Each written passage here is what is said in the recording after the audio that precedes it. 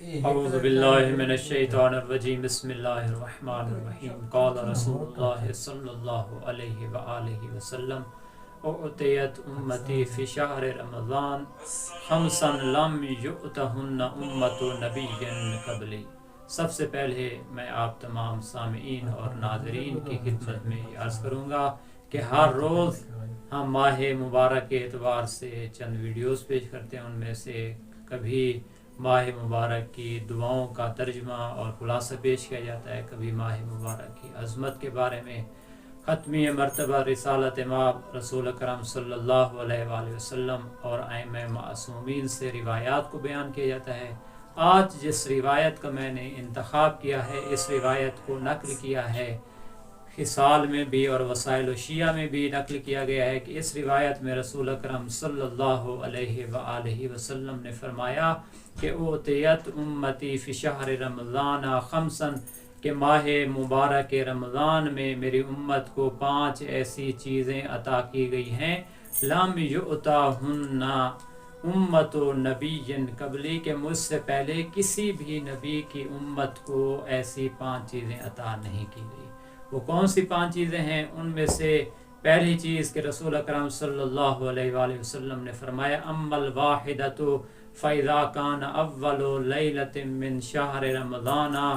کہ جب ماہ مبارک کی پہلی رات آتی ہے تو اس پہلی رات میں نظر اللہ عز وجل الیہم، تو اللہ تعالیٰ میری امت کے لوگوں پر ایسی نظر کرتا ہے کہ جس نظر کی وجہ سے ان پر کبھی عذاب نازل نہیں ہوگا۔ کیونکہ عربی زبان میں نظر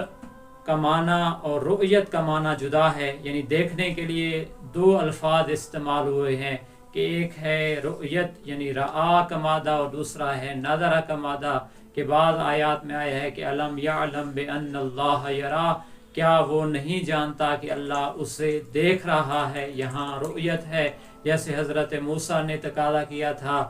تو وہاں خدا کی طرف سے یہ جواب آیا تھا کہ لن ترانی، کہ تم مجھے ہرگز نہیں دیکھ سکتے، تو یہاں رؤیت کا لفظ استعمال نہیں کیا گیا بلکہ یہاں کہا گیا ہے کہ خداوند متعال اپنی خصوصی نظر یعنی خصوصی توجہ اپنے بندوں پر کرتا ہے۔ تو یہ توجہ یعنی نظرہ کا معنی ہے خاص طور پر توجہ کرنا، کہ مثلا بعض آیات میں ہے کہ افلا ینظرون الی الابل کیف خلقت، وہاں یہ نہیں کہا گیا کہ افلا یرون، کہ وہ اونٹ کی طرف نہیں دیکھتے نا، بلکہ کہا گیا کہ اونٹ کی طرف وہ خصوصی توجہ کیوں نہیں کرتے، گہرائی کے ساتھ یہ نگاہ کیوں نہیں کرتے کہ کیسے اونٹ کو خلق کیا گیا ہے۔ یا بعض روایات میں ہے کہ فَلْيَنْظُرِ الْإِنسَانُ إِلَىٰ طَعَامِهِ، آیت ہے کہ خداوند متعال نے کہا کہ انسان کو چاہیے وہ اپنے کھانے کو دیکھے۔ یہاں یہ مراد نہیں ہے کہ کھانا کس نوعیت کا ہے، بلکہ اصل کو دیکھنا ہے کہ آیا وہ کھانا حلال ہے یا حرام ہے۔ تو لہذا نظرہ کا معنی ہے ایک خاص توجہ کرنا، اور اللہ جس پر اپنی توجہ کر لے تو خداوند متعال یعنی اس کو اپنے عذاب سے دور کر لیتا ہے کہ لم یعذبہ احدا، کہ اس پر کبھی عذاب نازل نہیں ہوتا۔ تو لہذا پہلی ہی چیز کہ جو اس ماہ مبارک میں خاص طور پر امت محمدیہ کو عطا کی گئی ہے کہ اللہ کا خصوصی نظر و کرم ہے۔ دوسری چیز رسول اکرم صلی اللہ علیہ وآلہ وسلم نے فرمایا وَأَمَّا الثَّانِيَةُ فَإِنَّ خُلُوفَ أَفْوَاهِهِمْ حِينَ يُمْسُونَ عِندَ اللَّهِ أَطْيَبُ مِنْ رِيحِ الْمِسْكِ، کہ جب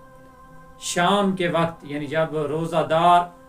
مغرب کے قریب ہوتا ہے اور مغرب کے قریب اس کے منہ سے جو خوشبو آتی ہے تو وہ خوشبو ایسی خوشبو ہوتی ہے جو مسک و عنبر کی خوشبو سے بھی زیادہ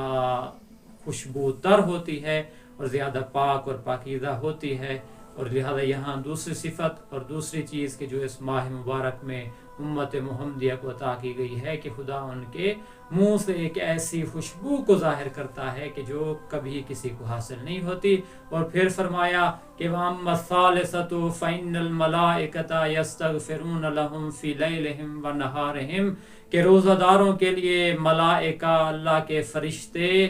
دن اور رات دونوں وقتوں میں بخشش اور مغفرت طلب کرتے رہتے ہیں۔ پھر فرمایا وَأَمَّا الرَّابِعَةُ، بہرحال چیز جو امت محمدیہ کو عطا کی گئی ہے وہ یہ ہے کہ خداوند متعال ان اللہ عز وجل یأمر جنتہ ان استغفری وتزینی لعبادی، کہ جنت کو خداوند متعال حکم دیتا ہے کہ تو میرے بندوں کے لیے خاص طور پر تیار ہو جا، اور پھر فرمایا کہ وہ اس طرح تیار ہوگی کہ میرے روزہ دار اپنی دنیا کی جو مشکلات ہیں ان کو بھول جائیں گے۔ اور پھر آخری چیز یہ فرمایا کہ فَإِذَا كَانَ آخِرُ لَيْلَةٍ مِّنْ هَذَا الشَّهْرِ، کہ جب اس مہینے کی آخری رات ہوتی ہے کہ غفر اللہ لہم جمیعا، تو اللہ اپنے تمام بندوں کو بخش دیتا ہے۔ فقال رجل فی لیلۃ القدر یا رسول اللہ، تو ایک شخص نے سوال کیا کہ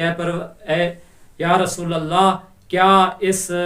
آخری رات سے مراد کہ جس میں خداوند متعال اپنے تمام بندوں کو بخش دے گا لیلۃ القدر شب قدر کی رات مراد ہے؟ تو رسول اکرم صلی اللہ علیہ وآلہ وسلم نے فرمایا نہیں، بلکہ ماہ رمضان کی آخری رات مراد ہے۔ کہ پھر فرمایا فقال الم تر الی العمال فاذا فرغوا من